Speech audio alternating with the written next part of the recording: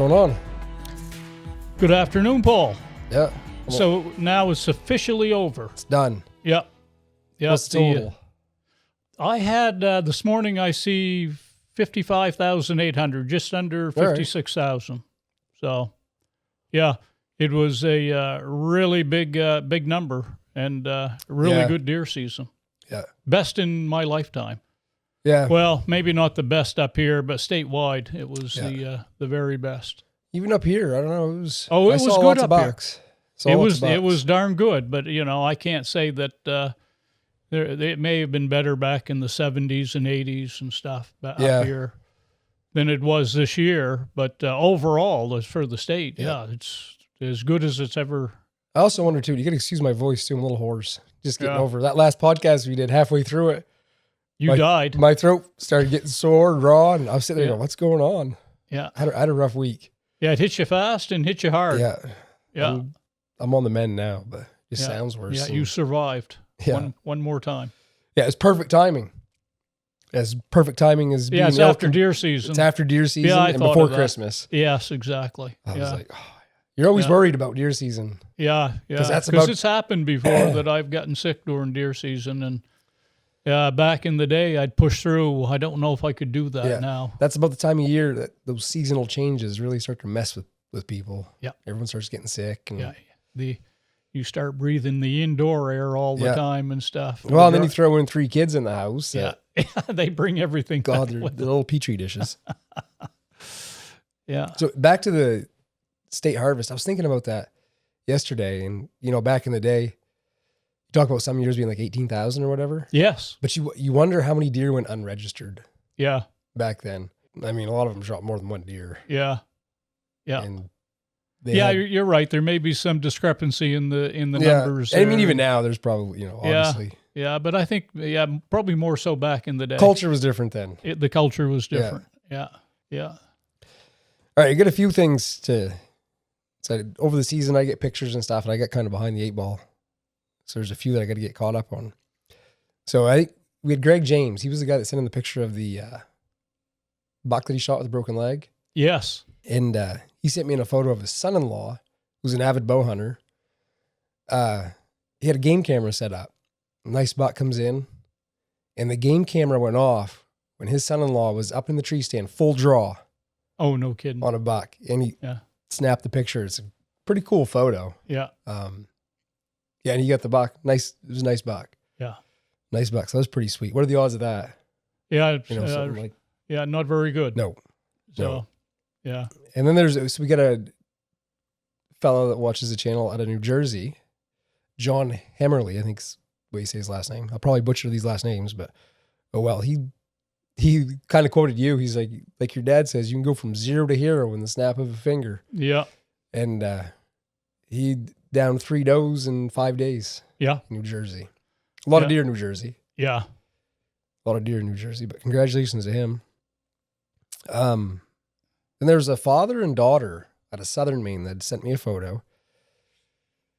Sean Cloutier, Cloutier, C-L-O-U. Cloutier? Cloutier, okay, we'll go French, Cloutier. Cloutier, right. Absolutely. So Sean and his daughter Kylie both shot nice bucks this year. She shot her personal best. She ran around 151 pound 8-point. Yeah. So she was tickled. Wasn't her first deer, but biggest one today. And then he shot a 7-pointer, 176 pounds. Yeah. Well, congratulations to him. Those are great deer. Yeah. Especially to share it with an offspring. Yeah. That's always fun. Yeah. And actually, family.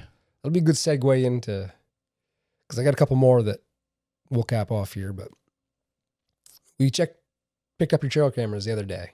Yes, we did. Hadn't looked at them until I think yesterday is when I went through them. Yeah, basically they'd been out about 2 months, I think, Paul. Yep. I set them sometime in October. Didn't check them at all in November.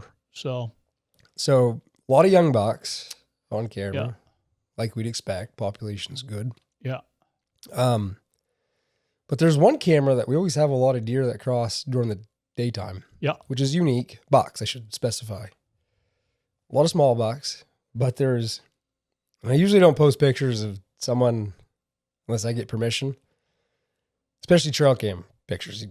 You get a little bit creepy, like you're being surveyed out in the woods. I don't like it personally, if someone did it to me, but this is kind of, I'm going to do it because this is kind of unique.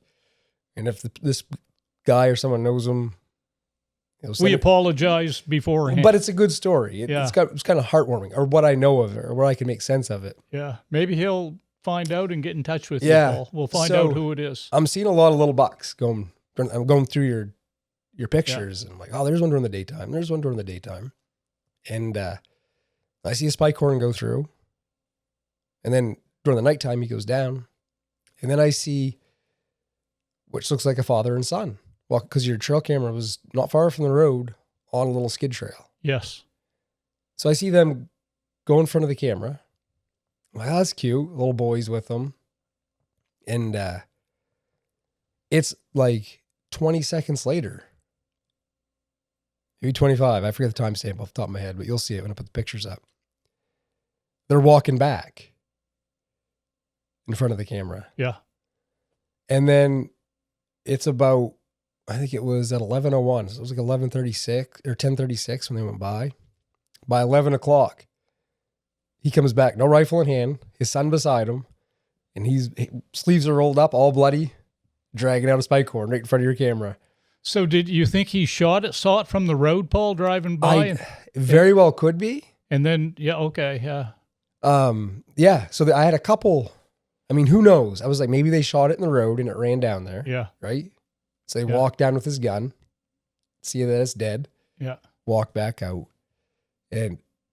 Or they just went for a quick little walk down the road. But I think it's probably the former, like you said. But it was, that kid's never going to forget that. Right. That is so I was watching that kid, behind his dad dragging the deer. And I'm like, that's so important for that little boy because it's going to be such an experience. Yeah. And people that don't have those experiences may not be able to relate. It's hard to, gosh, if you have kids. But we've been there. Yeah. Yeah. If you have kids, even if you've never had that feeling yourself when you were a kid, how important it is to get your kid out there. And because I got to think that kid's, that's imprinted in that kid's head now. And he's going to be a lifer. He'll be a lifer, I think. Yeah. Yeah. I never had that experience. My dad never shot a deer. He still took you out though. He took it. Oh, absolutely. Yeah. He certainly, I always say he lit the flame, he put he lit the flame, but I had to laugh. I was like, gosh, someone shot a buck right by. It didn't surprise me because there was deer crossing that's why the trail camera was there. And last year too, Paul, that was one of the places we don't often get any bucks on daylight during the daylight. And we had them there last year on, pretty consistent. Yeah. That you could think, if I sat there for a while, you'd have a good chance of, you wouldn't shoot a big buck, but you'd. No, of all the spots you had cameras out, that one right there, if you would have sat there, you could have shot a couple deer. Yeah. That season. Yeah. That was pretty cool. So that kid we'll never forget that. Yeah. So what else we got? We got Richard Patch in New Hampshire. He sent me a picture. 217-pound buck out of New Hampshire. Scored 175 and 4/8. Wow. Yeah. So it was Boone and Crockett at 170, Paul? I think it's 170, yeah. Yeah. Yeah. Yeah, so congratulations to Richard. That was a beautiful rack on it. Yeah, well, yeah. Beautiful 175. rack. Yeah. And then I think I told you about this. There's a guy from Oxbow, and I tried to email him back, but he didn't give me his name. He sent me a picture of a beautiful buck, 246-pound 9-point that he shot up around here. And 78 years old, tracked it a half a mile. Wow. Okay. Jumped it up, took off, he grunted, comes walking back to him, drops it. He'd just gotten a knee replacement 4 months before. Wow. Yeah. So I was like, man, that's impressive. So I sent him an email. I'm like, hey, mind giving me your name? So a while back, I ran into a gentleman at Walmart, and he was from Oxbow, and he was originally from, I think, New Hampshire, and he'd moved up to Oxbow, and he was an older gentleman, and I'm wondering if that was him. Okay. If that was the gentleman. It'll be interesting if he listens to the podcast, if he can reach out to you and let you know.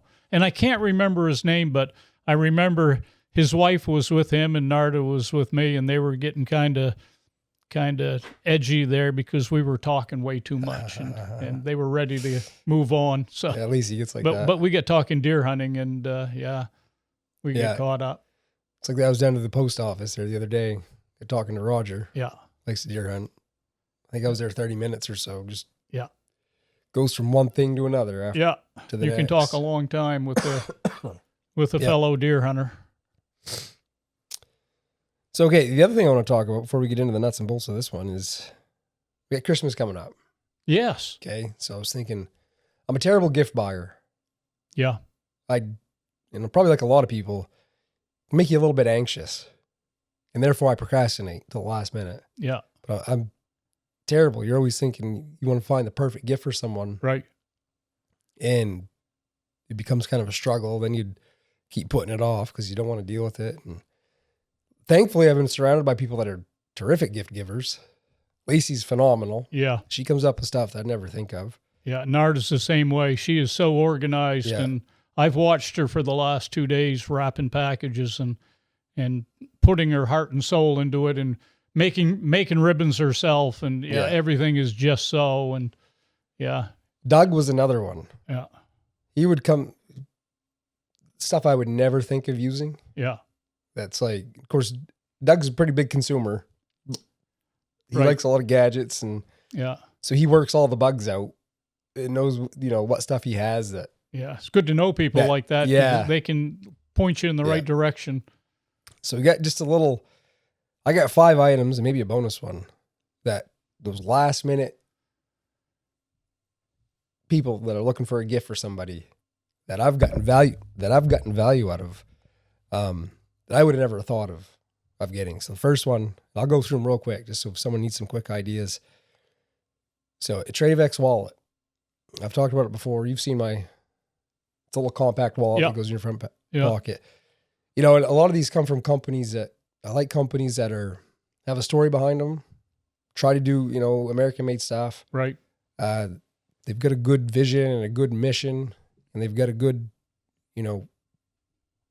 foundation or a why behind they start. Right. Good values. Why they started the company.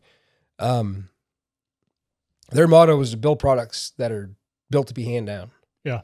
So stuff that lasts a long time. So I think it was a veteran that started the company too. But Trayvax wallet, they're freaking phenomenal. They got a 65-year warranty, make wallets, belts, lanyards, the whole 9 yards. I think this is 4 or 5 years old now, 4 years old maybe. And it just gets better with time. Yeah. You're looking for a unique gift for someone. They're handmade too, I believe. That's a good option. Number 2, a knife's always a good option. Can I step in here? Go ahead, yeah. Did we buy you a buck knife, Paul, for Christmas? I've got a buck 110 from you guys. Yeah. Okay, that's what when you had mentioned that to me, we were going to talk about gifts. This, your mom bought me, and I think, Paul, it would have been around 1980. That's got a story behind it. Yeah. Yeah. Yeah. So either the late 70s or the, and the buck 110. And this is when you would talk to me about gifts, I thought, well, what do I have that I've gotten for Christmas that I've used and stands the test of time? Yeah. And that right there, and I think we bought you the same knife. Same one. The buck 110. And today, Paul, I think probably Narda in that day, it was $20, $25 oh my God. for a buck knife. Yeah. And can you imagine that you pay $20 for something, and then what is it now? 46 years later? Yeah. 46 years later, you're still using it, and it still does what it's supposed to do. And there's, it's, I don't want to say I've abused it, but I've certainly used it hard. It's been used hard. I've used it hard. And, so they still, to this day, I think $65 at a box store. Are they really? Yeah. Yeah. No kidding. I would expect them to be more. Yeah. So would I. Look it up. Yeah. So I don't even think that really accounts for inflation over the course of... Yeah, 65. I looked it up, $65. But of the, the one item when you had mentioned that, getting a sportsman something for Christmas, an outdoorsman. And, a lot of times hunters and stuff, if he's an older hunter, he's had a knife for a long time. Yeah. He's not going to give it up. He's going to stick with it. Yep. But what a great gift for a young and up-and-coming hunter. Somebody that's 10, 12 years old, they will have it the rest of their life. If you're a deer hunter and don't own a buck 110, who are you? Yeah. They're little, they're light. Yep. They work fantastic. 3 3/4 inch blade. The steel is so hard, they are hard I found it hard to sharpen. Are they? Okay. But they probably hold the edge a long time because it is, they're American made. I'll have to look up, see what they use for steel. Post Falls, Idaho. You toured the factory. And as a side note, I toured the factory. And that would be my number one for. Tell the story about you almost lost it. I've lost it a few times. Well, but there's some guys had it. Yeah, I'd left it up bird hunting. We cleaned some birds at Pratt Lake. Yeah. And left it at a campsite up there and get home, and it wasn't in my sheath. Of course, my sheath was on the belt on my side, and drove all the way back up there to get it. And at first, they weren't going to give it to me. They were going to keep it. And I'd cleaned the birds there at the campsite, and after we left, they moved into camp there and found the knife in the woodpile, stuck in the woodpile, but they gave it to me. They gave it back. Do you remember why? I told them the story that my wife had given this to me for Christmas. And you showed up and you had Mom, me, and Brittany. Yeah, I had the family. We were just little kids. Yeah. And I think the guy said that. He's like, if you wouldn't have told that story and had your family with you. Yeah, they wouldn't have given it back to me. They're going to give it back. So, and years later, too, a few years ago, I left it under a gut pile up in the woods, drove back up the next day, and dug through the gut pile and found the knife. And you almost did it this time, and I almost did it this year. I kind of misplaced it there, gutting out the deer. You get excited when you shoot a deer, and start throwing knives around. You start using it and setting it aside and using it, and you can. But that would be what a gift for a young girl or boy. Yeah, that they would have it for a lifetime. American made from a really good company. That's what I usually got all my deer. Yeah. I thought we had bought you one too, and that's something you're going to have for the rest of your life. Still use it. Yeah. Did my deer this year. Yeah. And one other thing too, Paul, when you had mentioned that is a hunting license. Yeah. We've always got hunting licenses for Christmas. Nana Sue. Yeah. Last year was the first year. Yeah. We went out coyote hunting. And I almost forgot because we went out in January. Yeah. And I get up and I was like, oh my gosh, I don't have a hunting license. Yeah. So that was the first year I've had to buy my hunting license since I was 10. Yeah. And along that vein too, Paul, if you've got somebody that's right now too young to hunt, under 6 years old, a great time to buy them a lifetime license. Yep. Or an older person like myself, you hit 65, you're back in the game on a lifetime license. So that would be a license is that was one of my best Christmas gifts because it was something I used a lot. It was going to be used. It was going to be used a lot. I cherished my time outdoors, and that was my ticket to the outdoors. Yep. And that's a great gift. I didn't mean to interrupt you. Fun. You got a few more here. But. Yeah, Benchmade knife, pocket knife. I carry it every day. It's light, S30V steel, holds a phenomenal edge. Yeah, super lightweight, Cerakote blade. Come out of Oregon. They're another one that have I think it's a lifetime warranty on them. Yeah, they actually have a Life Sharp program. Send your knife in, they'll tune it, oil it, sharpen it, send it back to you. I think it's like $10 shipping and handling or something like that. So I've had this for quite a while. This one's the Benchmade bug out. They make all kinds of knives, but that's my favorite knife.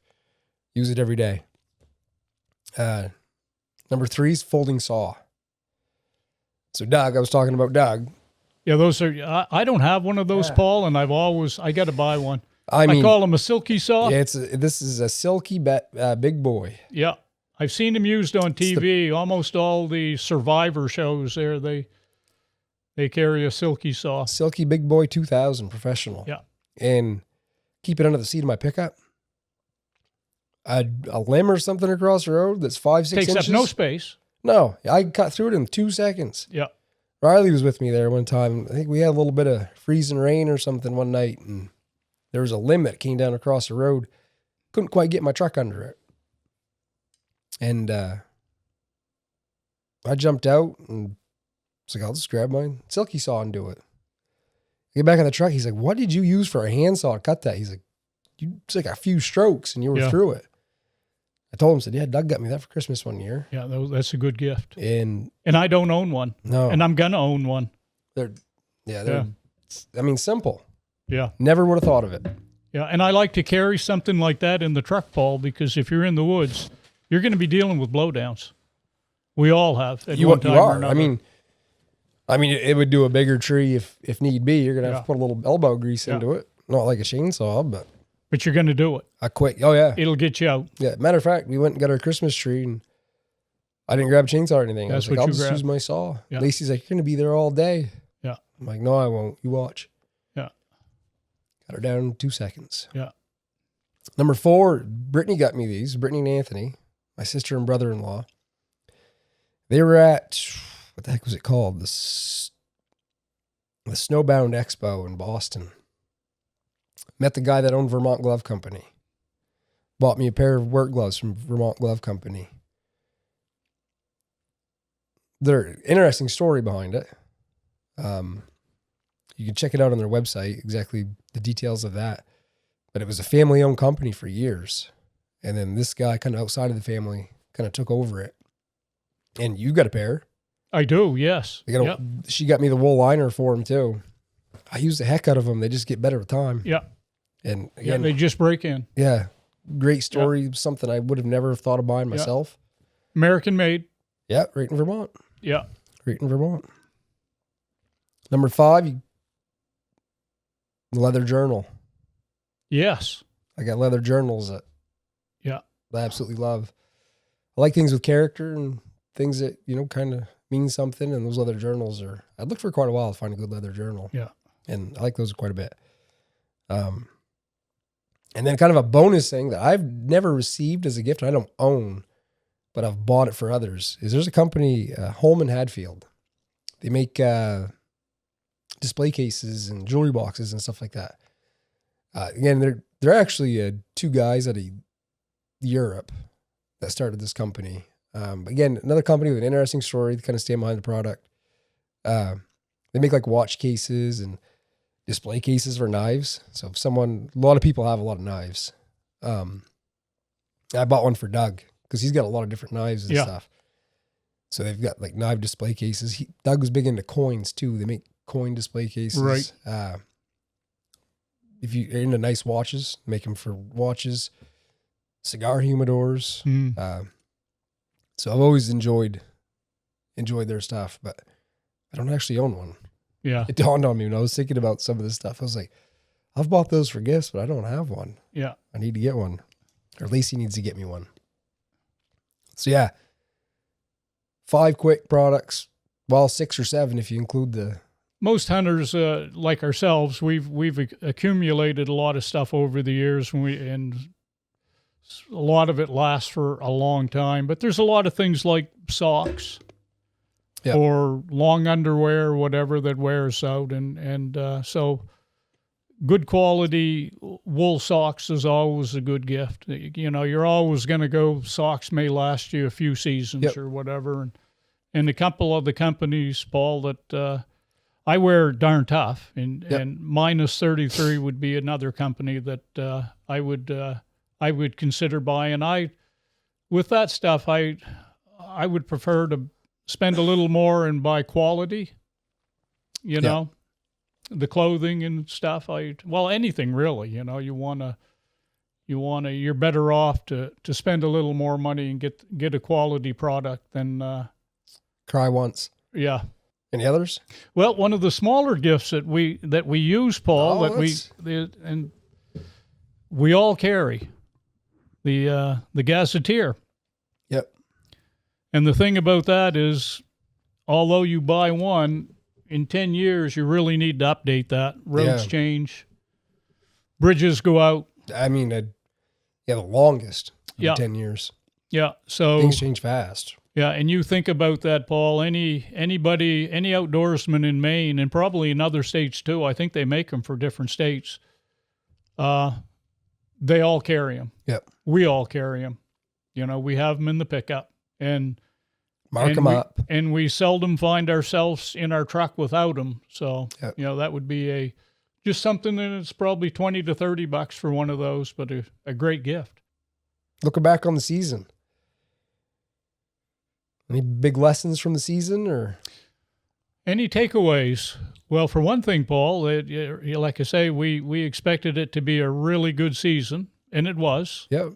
And for the deer tracker, especially, we had, I think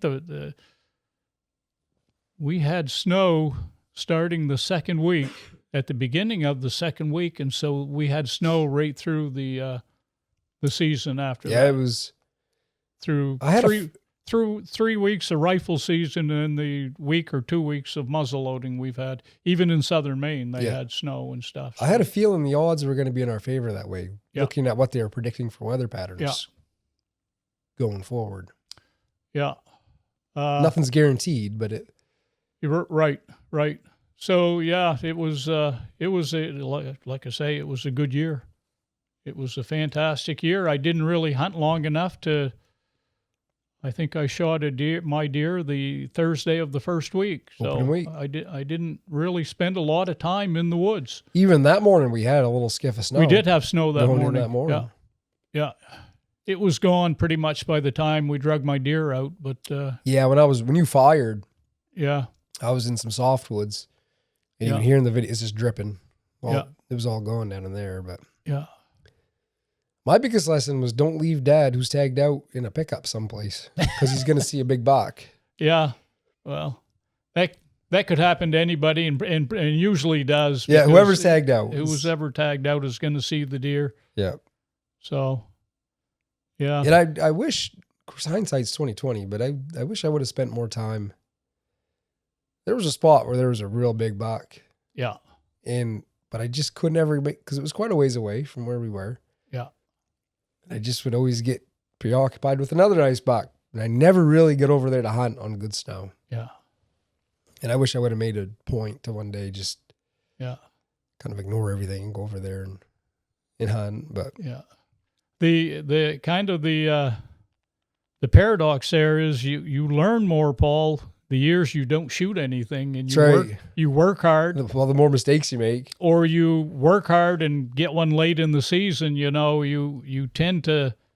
There's a lot of takeaways then. Yeah. There's a lot of lessons learned, and but when you go out and the first few days you shoot a deer, you really haven't been in the woods long enough to take anything away from the season. Just walk in the woods and shoot a deer. Yeah. So that's the. I was thinking for memorable moments for the year. Probably the most memorable is shooting a deer in a spot that we shot deer. 30, 40 years ago. Yeah. It was nice to be back in there. And the old saying, you can't go back again. Well, sometimes you can go back again. Yeah. It was nice to see deer in that area. And you just, I don't know, you talked about this before, you just kind of relive those old hunts in your head. Yeah. Thinking, the location means something to you. Paul, beyond just shooting a deer, where you are has some, means something to you. And like, the takeaway that everybody knows up here is, the population, there's deer coming back into areas that haven't seen many deer in a long time. We've had a pretty tough 15 years or so, 16 years since the late 2010s, even the few years before those 2 bad winters, things were going in a bad direction. They were. Because we were traveling. Looking for places We were to basically, hunt. Yeah, you're right. It was becoming more like, okay, we got to move here to hunt now. Yeah. And then we had those 2 bad winters, and it just that was a nail in the coffin for the big woods, what we call the big woods behind the gate. It would really get tough after that, Paul. Yeah. The deer hunting up there really get tough, and so it was good to see. And everywhere we traveled, Paul, randomly saw deer, bucks in the road. Yeah, it wasn't just like one location. I can think of different places in the North Maine woods. Pretty much everywhere we went, we saw deer, bucks. Yeah. So that was a welcome change. Still a lot of areas with no deer, but there's not a high population, that's for sure. But at least you could go up and with a reasonable expectation, if you worked hard and spent a lot of some time in there, you would maybe have a chance. Before that, it was avoided by a lot of hunters. Holy, I can remember one year. This is what our years of traveling a long ways away from where the original deer camp was. Yeah. And I remember we both shot deer early on that week. I shot mine Thanksgiving Day. I actually drug it out in a snowstorm. Had a good amount of snow that night. Finished early too. So there's plenty of time for deer to lay down some tracks. And we drove a loop where we used to hunt. Basically an all-day loop in the truck. And we never cut a deer track. Right. Virgin snow. Yeah. I don't think we saw a vehicle track either, but it was areas that we used to hunt a lot. And there's just nothing there. It got slim up in the North Maine woods. So, and everybody knows it. I mean, it was no secret. Yeah. People that had hunted up there for decades, a lot of them would stop coming, they'd go somewhere else, which is normal, you're not. Yeah. There was a few that had camps that still went through the motions because it's what. Yeah, exactly. And that's what they did. They went through the motions. That's where they always hunted, and So then deer season ends, and it's like this weird transition period for about a week. Yeah. You got gear to clean up and go through. And you had a lot of gear to clean up and go through. Yeah, and then I got sick, and I got wall tents hanging in the garage drying. And you can't put that away wet. No, so I had everything all nicely organized, hung up, drying out. And poor Lacey, she's like, when do I get the garage back so I can park inside? There was stuff everywhere. Yeah. I said, I'll get it. It's all dried out nice. I just need to. So that was a big thing for you, Paul. You've always had a dream of deer hunting out of a wall tent. It was. So this year you get to do that. Yeah, it was comfy, nice. Yeah. Really enjoyed it. And we actually were successful doing it. So sure that was the icing on the cake. Had a deer hanging there. And had deer walking right through the campsite. Yeah. So that was happy with how that performed too. Yeah. That's a Davis wall tent. I've been really, really pleased with it. It not terribly hard. It looks like it would be such a chore to tear down and put up, and it's some work. But like I went up with Lacey and the kids and tore it down myself. Yeah.